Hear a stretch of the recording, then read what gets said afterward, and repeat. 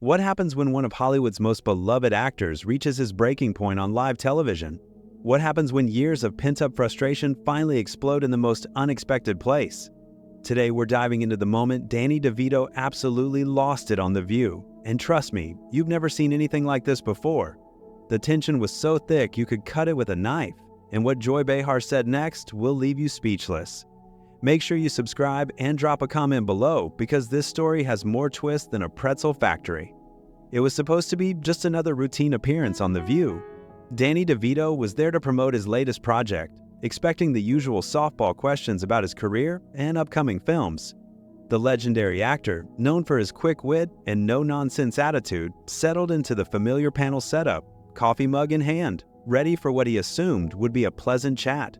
Joy Behar, as always, took the lead in the interview. "So Danny, you've been in Hollywood for decades now. You've seen a lot of changes." She began with her signature smirk.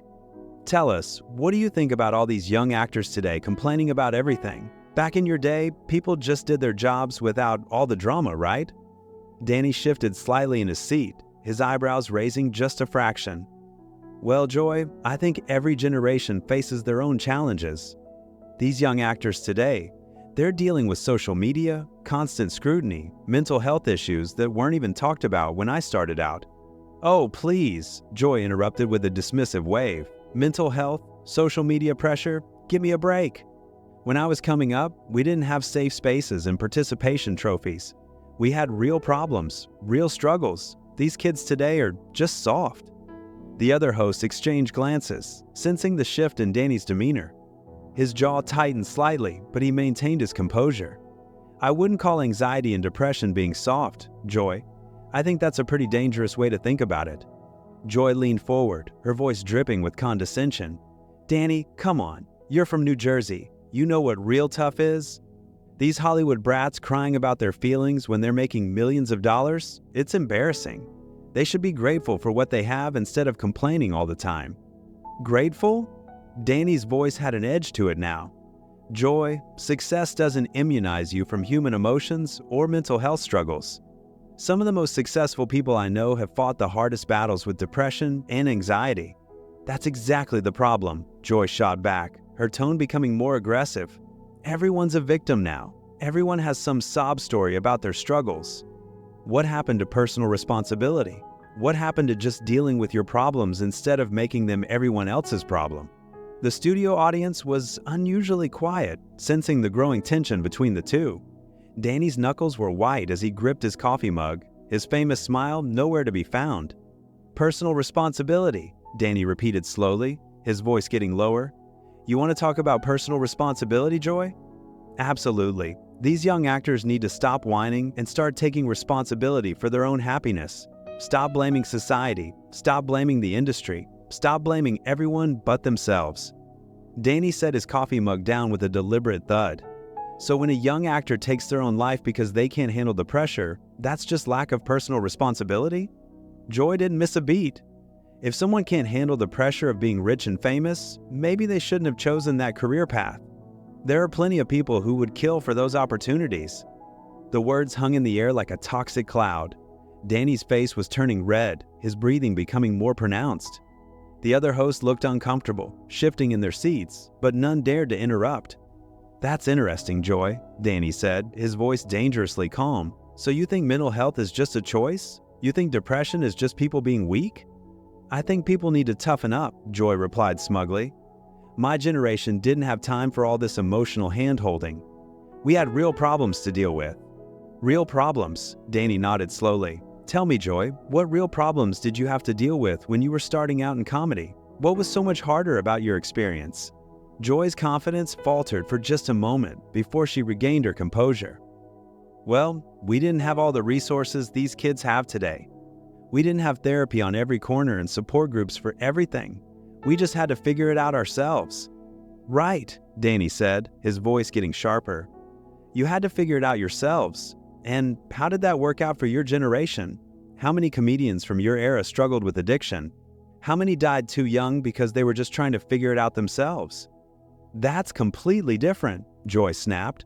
"Addiction is a disease. Mental health is just attitude." Danny's eyes widened in disbelief.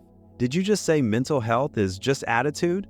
Did those words actually come out of your mouth on national television? The tension in the studio was palpable. Cameras zoomed in on Danny's face, capturing every micro-expression of his growing anger. Joy, seemingly oblivious to the volcano about to erupt, doubled down on her position. Yes, I did say that, because it's true. Mental health is largely about your mindset, your attitude toward life.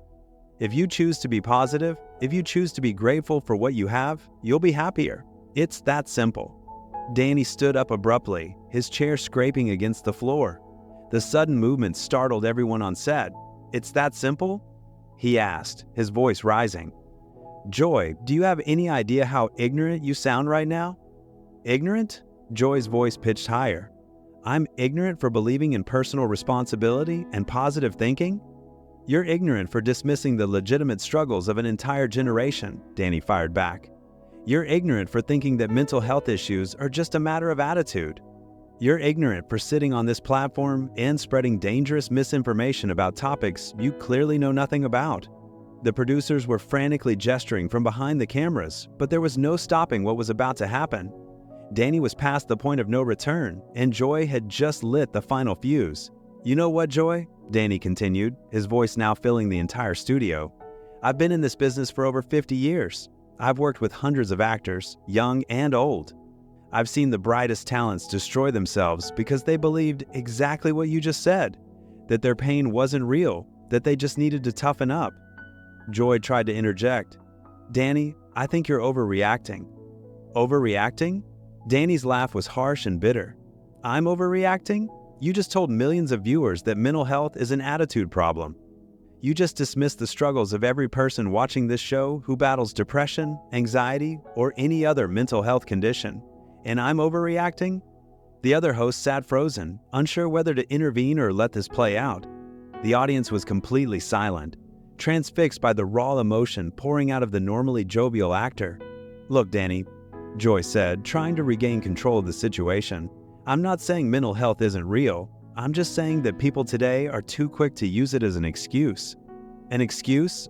Danny exploded. "An excuse for what, Joy? An excuse for being human? An excuse for struggling? Do you think Robin Williams used depression as an excuse? Do you think Philip Seymour Hoffman used addiction as an excuse? These were brilliant, talented people who fought battles you can't even imagine." Joy's face was getting red now, her defensive walls going up. "That's not what I meant, and you know it. I'm talking about entitled young actors who cry victim every time something doesn't go their way." "Entitled?" Danny stepped closer to the panel, his hands gesturing emphatically. "You want to talk about entitled? You're sitting here, on national television, with a platform that reaches millions of people, and you're using it to spread ignorance and stigma about mental health. If that's not entitled, I don't know what is." "I have every right to my opinion," Joy shot back, her voice getting shrill. "This is America. I can say what I think." "You absolutely have the right to your opinion." Danny agreed, his voice dripping with sarcasm. "And I have the right to tell you that your opinion is dangerous, uninformed, and frankly disgusting." The word disgusting hit like a slap. Joy's mouth fell open, clearly not expecting such direct confrontation. "Excuse me? Did you just call my opinion disgusting?" "I called it what it is," Danny replied without hesitation. "It's disgusting to minimize the pain of people struggling with mental health.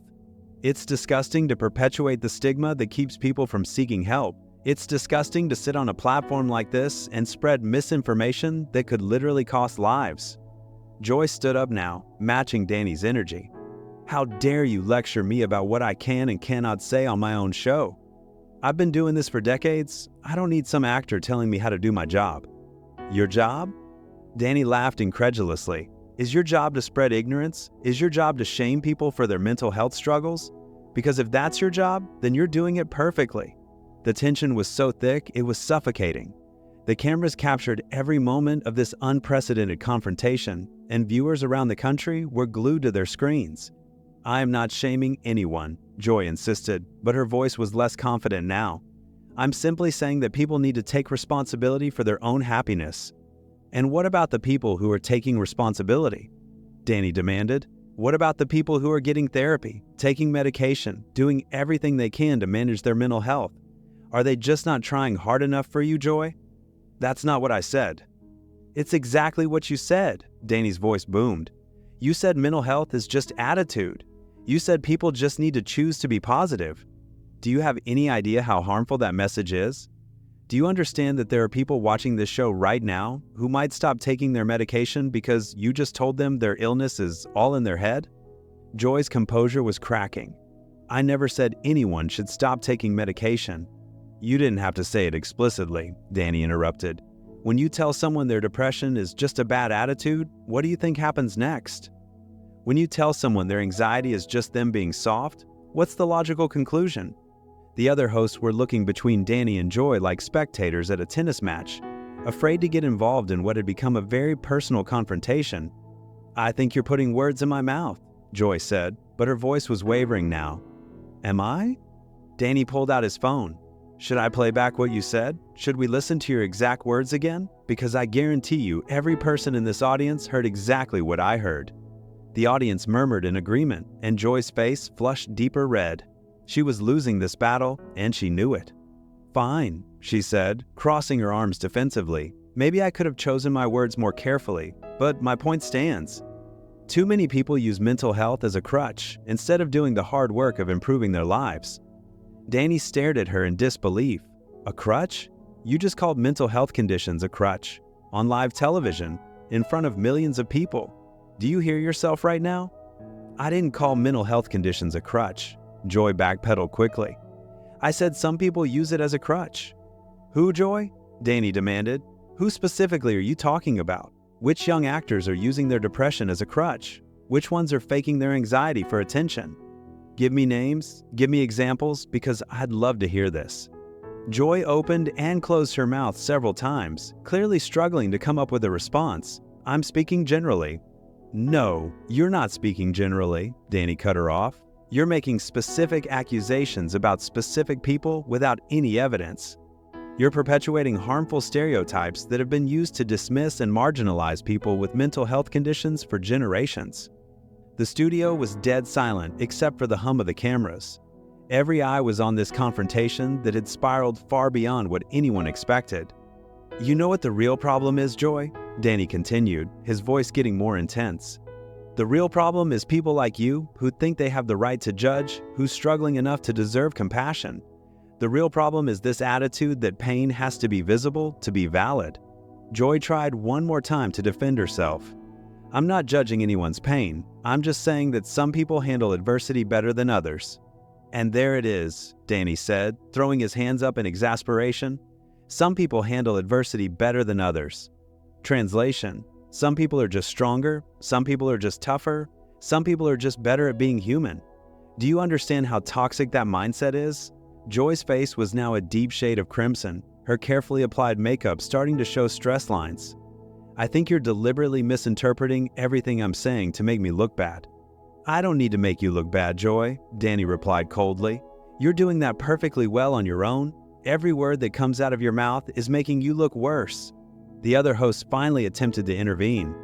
"Maybe we should take a commercial break," one of them suggested weakly. "No," Danny said firmly, never taking his eyes off Joy. "We're not taking a break. We're going to finish this conversation because it's too important. Joy started this, and we're going to see it through." Joy straightened her shoulders, trying to reclaim some authority. "Fine. You want to finish this? Let's finish it. I stand by what I said. This generation is too sensitive, too entitled, and too quick to play the victim card." "The victim card?" Danny repeated slowly, shaking his head. "You know what, Joy? I've met actual victims. I've met young actors who've attempted suicide because they couldn't handle the pressure and the shame. I've held their hands in hospital rooms while they recovered from overdoses. I've spoken at funerals for talented people who couldn't see any other way out. And you want to call that playing the victim card?" The raw emotion in Danny's voice was palpable. Several audience members were visibly moved, some wiping away tears. "That's tragic," Joy said, but her tone suggested she was just going through the motions. "But those are extreme cases. I'm talking about the everyday complaints, the constant whining about how hard their lives are." "Their lives are hard," Danny exploded. "Do you think being famous makes you immune to human suffering? Do you think money erases childhood trauma? Do you think success cures anxiety disorders? I think money and success give you resources that most people don't have. Joy replied stubbornly. These actors have access to the best therapists, the best treatment centers, the best of everything. What's their excuse? Danny's laugh was bitter and sharp. Their excuse? Their excuse for what, Joy? Their excuse for being human? Their excuse for having the same brain chemistry that affects millions of people regardless of their bank account? Look, Joy said, clearly growing frustrated with the direction of the conversation. All I'm saying is that when I see these young actors constantly complaining about their mental health struggles while living in mansions and driving luxury cars, it's hard to have sympathy. And that, Danny said, pointing directly at her, is exactly the problem. You think suffering is only valid if it comes with poverty. You think pain only counts if it's accompanied by financial struggle. That's not how mental health works, Joy. That's not how human beings work. Joy crossed her arms defiantly. I think perspective matters. I think gratitude matters. And I think too many of these young people have lost sight of both. Perspective. Danny nodded slowly. You want to talk about perspective? Let me give you some perspective. When a young actor stands on a red carpet, smiling for cameras, they might be fighting the urge to panic. When they give interviews about their latest project, they might be struggling not to break down crying. When they go home to their mansions, as you put it, they might be completely alone with thoughts that terrify them. That's very dramatic, Joy said dismissively, but it doesn't change the fact that they have advantages most people don't have. You're right, Danny agreed, surprising everyone. They do have advantages, they have resources, but you know what else they have? They have people like you telling them their pain isn't real because they're successful. They have commentators and talk show hosts minimizing their struggles because they don't fit some arbitrary standard of who deserves compassion. The studio was completely silent. Even the production crew had stopped their usual bustling around to watch this confrontation unfold. I never said their pain isn't real, Joy protested weakly. You said mental health is just attitude. Danny reminded her. You said it's a choice. You said people just need to toughen up. If that's not saying their pain isn't real, then what is it saying? Joy was trapped and she knew it. Every attempt to clarify or backtrack had only made things worse. I think we're going to have to agree to disagree on this one. No, Danny said firmly. We're not going to agree to disagree. This isn't a matter of opinion, Joy. This is a matter of basic human decency. This is about whether we're going to perpetuate harmful stigma or whether we're going to show compassion for people who are struggling. I'm plenty compassionate, Joy snapped, her patience finally wearing thin. Really? Danny's eyebrows shot up. Is that what you call what happened here today? Compassion? Because from where I'm sitting, it looked like judgment, dismissal, and ignorance. The other hosts were frantically gesturing to producers off camera, clearly desperate for someone to end this segment before it got even more heated. You know what your problem is, Danny? Joy said, her voice rising again. You're so busy being politically correct and protecting everyone's feelings that you can't see the truth. Some people are stronger than others. Some people handle stress better than others. That's just reality. And you know what your problem is, Joy? Danny shot back. You think strength means suffering in silence. You think handling stress means pretending everything is fine. You think asking for help is weakness. That's not strength. That's stupidity. Joy's mouth fell open at being called stupid on national television. How dare you? How dare I what? Danny interrupted. How dare I call out dangerous rhetoric when I hear it? How dare I defend people who can't defend themselves? How dare I use my platform to speak up for mental health awareness instead of tearing it down? You're being incredibly disrespectful, Joy said, but her voice lacked its earlier conviction. I'm being honest, Danny replied. Sometimes honesty feels disrespectful when you're used to people agreeing with you all the time. But someone needs to tell you that what you said today was wrong. Someone needs to tell you that your attitude toward mental health is harmful, and apparently that someone is me. The confrontation had reached its crescendo.